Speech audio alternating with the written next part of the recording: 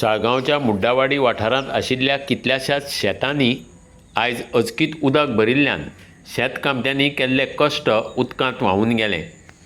तांणी अळसाण्याचें पीक काडिल्लें ताचो सगळो इबाड जालो। लक्ष्मी परब, सुरेश नायक, कालिदास पटेकार, वसंत फोंडेकार हाचे सयत आनी कांय हेरांच्या शेतांनी हें उदक पावलां। शिपणावळ खात्याच्या कालव्याच्या पायपलायनींतल्यान हें उदक व्हांवून पावलां आसूंये असो अदमास नुकसाण जाल्ल्या शेतकामत्यांनी काडला। संबंदितांनी शिपणावळ खात्याच्या इंजिनियराक फोन केलो तेन्ना ताणें कानार केंस काडले। आपल्या कालव्याच्या पायपलायनींतल्यान तें उदक आसूं नजो अशें ताणें म्हळां।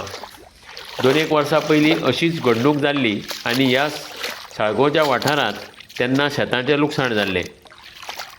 2दा नांगरप, मानाय घालून शेतां नितळ करप, अळसांदो मारप हें सगळें काम करपाक खूब खर्च जाता, तो आतां कोण दितलो असो प्रस्न शेतकारांनी केला।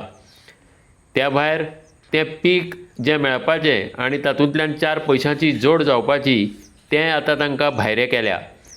गांवांतल्या शेतांनी गोरवां येतात आनी अळसांदो आनी हेर तरेची भाजयेची पिकां खावन उडयतात, हाचेरूय कोणाचेंच नियंत्रण ना।